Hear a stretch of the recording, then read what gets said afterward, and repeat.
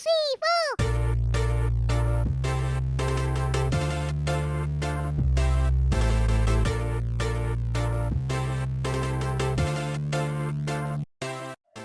Welcome friends. Halo teman-teman. Sehat kan? Iya dong. Nah, di video kali ini aku mau sharing lagi tentang sesuatu. Mungkin udah tahu dari judulnya ya. Jadi gak jelas, mohon maaf. Nah, jadi mungkin kalau di video-video sebelumnya aku fokus di bagian bagaimana kita belajar bersama tentang materi dari TOEFL. Nah, mungkin sekarang lebih ke grammar atau structure secara umum ya. Jadi kita akan belajar bersama tentang parts of speech.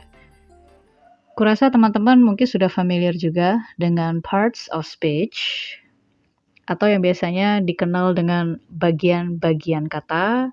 Ada juga yang bilang dia word classes atau kelas-kelas kata. Ada juga yang bilang dia adalah jenis-jenis kata. Sebenarnya simpelnya parts of speech itu ya kalau aku sih lebih suka bilangnya jenis kata. Jadi lebih jelas kata itu ada berbagai macam jenisnya. Ada misalnya kayak kata benda, kata sifat, kata kerja, dan seterusnya. Nah itulah yang akan kita bahas di sini. Jadi parts of speech adalah jenis-jenis kata. Jadi bukan speech sebagai pidato ya, tapi dia yang dimaksud di sini adalah berkaitan dengan macam-macam atau jenis-jenis kata. Nah, jenis kata dalam bahasa Indonesia, ini contohnya ada kata benda, kata kerja, kata sifat kayak tadi ya.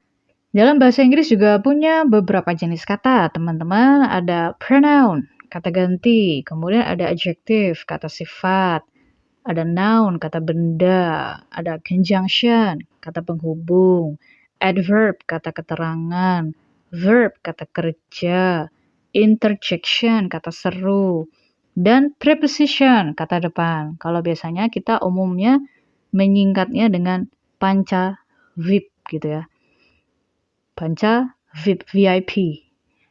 Nah, jadi ini adalah beberapa jenis kata dalam bahasa Inggris. Nah, yang mau kita bahas di video kali ini, nggak semuanya ya. Kalau semuanya pasti panjang banget gitu ya. Dan sebenarnya juga belum siap sih slide-nya gitu kan. Jadi kali ini kita hanya fokus di pronoun aja ya, atau kata ganti. Jadi kita akan coba untuk membahasnya satu persatu. Nanti di video yang lain, selanjutnya ada adjective dan seterusnya. Oke, kita ke pronoun, kata ganti. Nah, jadi kata ganti yang dipakai untuk menggantikan kata benda. Jadi namanya saja kata ganti. Menggantikan apa dan siapa? Ya, menggantikan benda. Benda itu kan ada macam-macam. Contohnya bisa orang, bisa buah, bisa bangunan, bisa buku, dan seterusnya. Intinya adalah noun gitu ya. Lalu, macam-macam kata ganti itu ada apa saja? Jadi, pronoun itu ada beberapa klasifikasinya lagi. Ada subject pronoun, ada object, ada possessive pronoun, ada possessive adjective, ada reflexive, dan ini pasti beda-beda semua. Subjek dengan objek sudah pasti berbeda. Kita akan lihat contohnya one by one. Nah, kita akan mulai dari subject pronoun. Jadi namanya subject pronoun, teman-teman, subjek yang biasanya teman-teman pakai dalam sebuah kalimat itu subjek di mana? Kan di bagian paling awal ya. Jadi yang pertama kali teman-teman tuliskan itu kan subjek. Pada umumnya ya, pada umumnya. Bisa juga nanti nggak subjek ya bisa. Tapi biasanya kalau pola kalimat yang simple itu kan biasanya kita mulai dari subjek dulu. Subjek, baru kata kerjanya, biasanya ditambah objek dan seterusnya. Jadi namanya subjek itu adalah si pelaku utamanya. I, you, they, we, he, she, it. Itu adalah kata ganti subjek. Lalu kalau objek itu di mana? Ya setelah kata kerja biasanya. Subjek, kata kerja, objek. Kalau subjeknya I, saya, objeknya apa? Ya me. Kalau you tetap you, kalau they jadi them. Jadi kalau misalnya kita bikin subjek pakai them, benar atau salah? Ya salah gitu ya. Harusnya pakai they. Kalau them itu objeknya. Kemudian kalau we, objeknya us. Kalau he, objeknya him. Kalau she, her. Kalau it. Nah, jadi bedakan subjek dengan objek. Jangan sampai keliru. Kalau you ya memang tetap you ya. Jadi mau dipakai di subjek atau objek ya tetap sama, nggak ada masalah. Tapi ada yang lainnya, itu beda-beda. Lalu ada possessive adjective, ada possessive pronoun. Ini contoh dulu, nanti kita perdalam lagi setelah ini. Possessive adjective and possessive pronoun. Sama-sama kepemilikan tapi beda. Namanya possessive adjective. Adjective itu fungsinya apa sih? Kan menjelaskan benda ya. Ini contohnya, kalau di possessive adjective ya harus ada kata benda yang dijelaskan. Makanya setelah my, your, their, our, his itu harus pakai kata benda. Nah, kalau possessive pronoun itu kata ganti kepemilikan. Jadi dia sudah tidak butuh kata benda. Kayak mine, yours, theirs, sampai ke its. Lalu reflexive pronoun, itu ada myself, yourself, refleksi. Sama kalau teman-teman lihat di cermin, merefleksikan diri sendiri gitu ya. Itulah reflexive pronoun. Jadi ada self di belakangnya. Ini adalah gambaran umumnya. Nanti kita akan perdalam lagi setelah ini. Sekarang kita masuk ke kata ganti subjek. I adalah saya, you kamu, they mereka, we kita, he dia laki-laki, she dia perempuan, it kata ganti benda selain orang. Nah, misalnya gini, I love you. I adalah subjek. Jelas ya? Kita nggak pakai I untuk objek. Misalnya contoh yang lain, Lana and Gatot dance together. Lana and Gatot kata gantinya apa? Bisa digantikan dengan they. Karena ada dua orang. Kalau misalnya Lana and I, itu nanti kan jadi we ya. Lana dan aku, berarti kan kita, kami. Tapi kalau di sini kan ini nama orang semua ya, orang lain semua.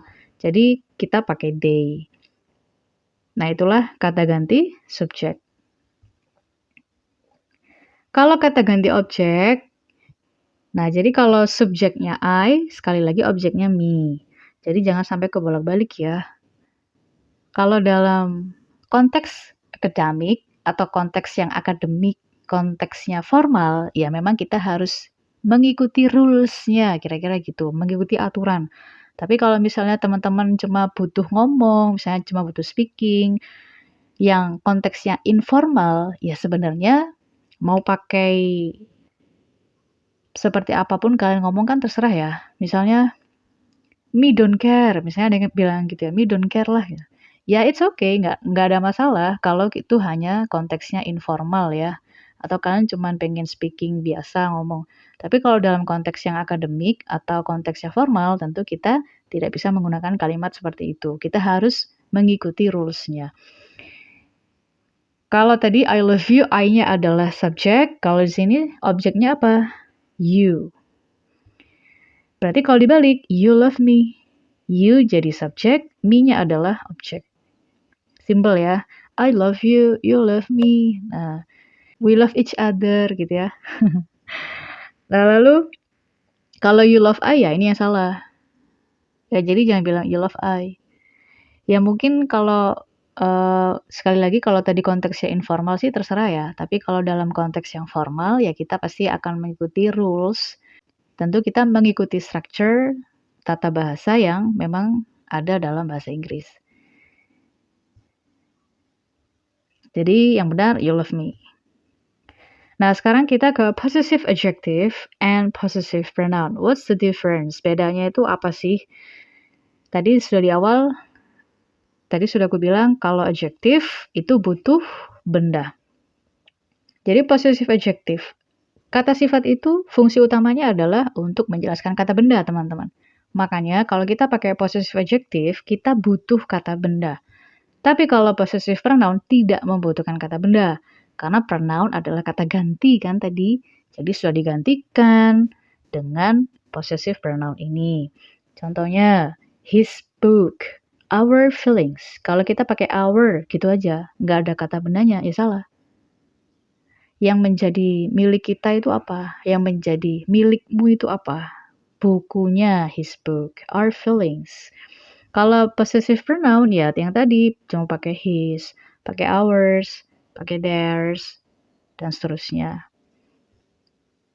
Nah, biar lebih jelas ya, possessive adjective itu butuh kata benda. Kalau kita hanya tulis her is wonderful, ini benar apa salah? Ya salah. Harusnya apa? Her life is wonderful. Jadi bukan her is wonderful. Her itu her apa? Kecuali kalau kita bilang hers, ada s di belakangnya. Tapi kan di sini nggak ada ya. Nah, jadi her life is wonderful. Nah, contoh yang lain deh. I am your. What? Your apa gitu ya? Harusnya apa? I am your love, misal. Dari tadi contohnya cinta-cintaan terus ya. Ya nggak apa-apa lah. Biasanya kalau kita ngomongin cinta-cintaan itu kan gampang ingatnya. Nah, jadi semoga teman-teman juga bisa membedakan bagaimana menggunakan possessive adjective dan possessive pronoun, karena beda. Terus, sekarang kita ke possessive pronoun-nya, kata ganti kepemilikan. Jadi, kalau her life is wonderful, maka dia akan menjadi hers is wonderful. Nah, yang hers miliknya dia itu apa? Kehidupannya dia gitu ya. Nah, jadi biasanya kalau di possessive pronoun, simpelnya kadang ada akhiran S-nya. Tapi kan nggak semua berakhiran S. Tapi teman-teman pasti tahu sih. Contoh yang simpel lagi, I am your love. Berarti kan I'm yours. I'm yours. Itu kan jelas ya. Jadi yours itu milikmu. Apa yang menjadi milikmu? Aku gitu. Aku adalah milikmu. Dan kita nggak butuh pakai kata benda. Tapi kalau di possessive adjective, sekali lagi teman-teman ingatlah adjective itu sifat. Dan sifat butuh sama benda. That's why harus ada kata bendanya. Kalau possessive pronoun, you don't need noun. Kalian nggak butuh benda. Karena dia sudah kata ganti kepemilikan. Oke? Nah, terakhir nih kata ganti diri sendiri, reflexive pronoun. Mari kita melihat refleksi diri kita gitu kan. Biasanya kalian lihat di depan cermin, kalian melihat refleksi diri kalian sendiri di depan cermin gitu kan. Nah, berarti kan kembali ke diri kita sendiri ya. Biasanya dalam bahasa Inggris itu pakai self. Makanya ada myself, yourself, themselves, ourselves, himself. Nah, kalau yang jamak biasanya selves pakai V itu ya, S-E-L-V-S. Kalau yang tunggal memang biasanya hanya pakai self, S-E-L-F. I love myself. Kita harus mencintai diri kita sendiri ya, sebelum kita mencintai orang lain. You love yourself. Kau mencintai dirimu sendiri. She loves herself. Jadi, sebelum kita menyayangi dan mencintai orang lain, ya kita harus mencintai dan menyayangi diri kita sendiri. Katanya sih gitu ya teman-teman. Oke. Ternyata udah selesai ya. Simpel sekali ternyata ya pronoun itu. Jadi kata ganti itu sesimpel itu teman-teman. Kalau misalnya teman-teman ada pertanyaan atau barangkali ada yang mau di-share, ya silakanlah bertanya di kolom komentar gitu ya. Oke, semoga teman-teman bisa membedakan berbagai macam pronoun tadi atau kata gantian tadi ya. Terima kasih sudah menonton. Don't forget to subscribe ya. Bye-bye. Thank you. Bye.